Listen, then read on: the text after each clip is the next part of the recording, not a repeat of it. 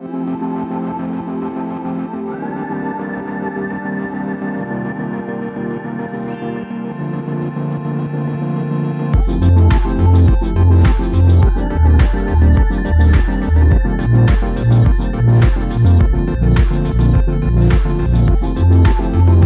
à tous, c'est Z pour la Vape du Palais. On se retrouve aujourd'hui pour parler de cet appareil là, c'est l'AlphaPod de Gaia Trend, la société derrière les Alpha Liquid, la première marque française concernant le format 10 ml en bouteille.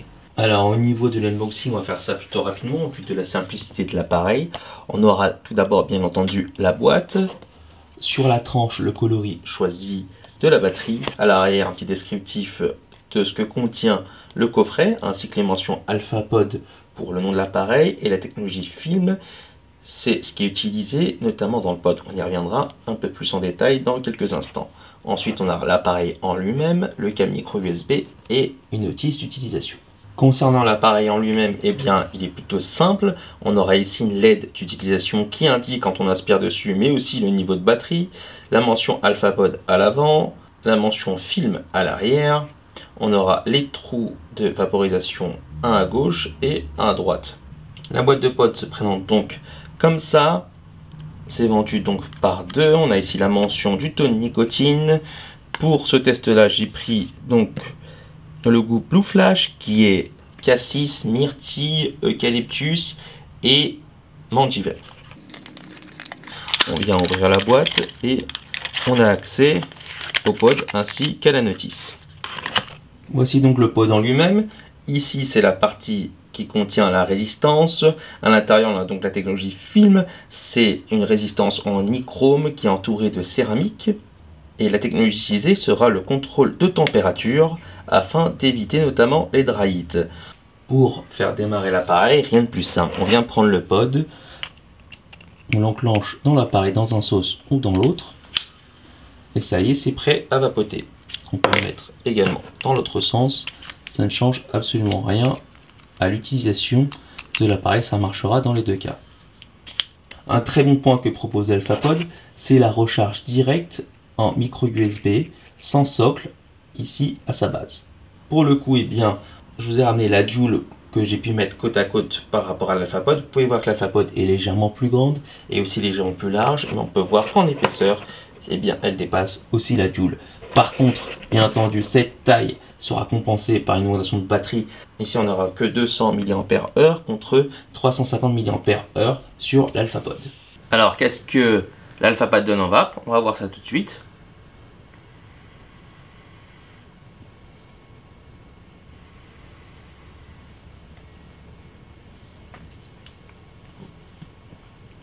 On est bien là sur un tirage serré, un peu plus large que la Joule, qui correspond vraiment bien, je dirais, au marché français et européen, où la limite de 20 mg par millilitre oblige à avoir un appareil un peu plus puissant pour avoir une délivrance nicotinique efficace.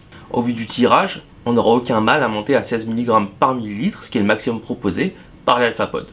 Pour ce qui est des saveurs, là j'ai le pod Blue Flash qui est cassis, myrtille, eucalyptus, menthe givrée.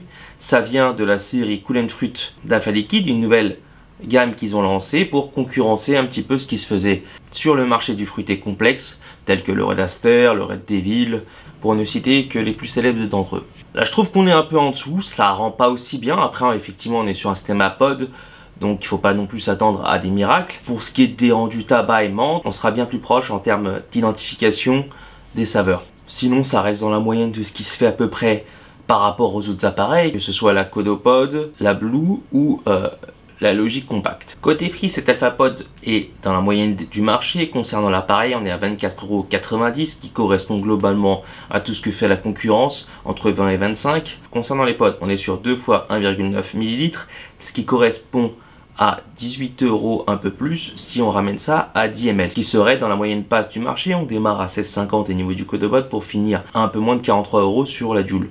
Le gros du marché se situe entre 16,50 € et 23 €, les 10 ml concernant les pods scellés. On est ici donc dans la moyenne basse du marché. Les avantages de cet AlphaPod, bien sûr, c'est sa compacité, comme tous les autres appareils de ce secteur qui sont en forme de clé USB. L'AlphaPod aura l'avantage de proposer une prise micro USB directement sur l'appareil sans socle pour venir recharger l'appareil. Une petite fenêtre au centre du pod afin de voir le niveau de liquide. On est sur du contrôle de température via la technologie film. Le contrôle de température permet de se prévenir des dry heat. Donc quand il n'y a plus de liquide, l'appareil ne pourra plus envoyer de vapeur. Pour ce qui est des inconvénients, eh bien, ce sera à peu près les mêmes que tous les autres appareils de ce secteur, à savoir on est sur un pod scellé. Effectivement, ça rend les choses plus simples quand on veut venir simplement recharger les pods sans se prendre la tête à remplir le liquide.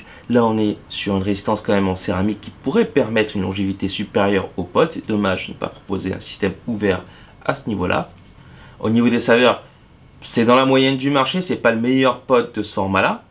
Après, effectivement, c'est pas non plus fait pour ça au vu de la taille de l'appareil et de ce que ça peut envoyer. Il y a donc 5 saveurs proposées par l'AlphaPod, le EFRM, très connu déjà, le Virginia, nouvelle saveur classique d'Alpha Liquide, qui est donc un tabac boisé vanille, de la menthe glaciale, le Blue Flash et du framboise cassis. La batterie, elle, offre une autonomie de 350 mAh, ce qui, encore une fois, est dans la moyenne du marché par rapport à ce format-là. À qui je recommande cet appareil? Eh bien, aux fumeurs qui essayent d'arrêter de fumer, ou encore aux personnes qui recherchent un appareil d'appoint en journée et qui veulent la simplicité d'un système fermé, c'est-à-dire simplement changer les pods sans venir à remplir un réservoir ou à changer une résistance. L'AlphaPod permet une montée en nicotine sans souci. Par contre, par rapport à d'autres appareils, eh bien, c'est globalement équivalent. On est sur une moyenne du marché qui arrive sur des standards plutôt hauts maintenant, fiable, efficace, discret. Côté prix, c'est la même chose que la concurrence. Si vous avez déjà démarré sur un autre appareil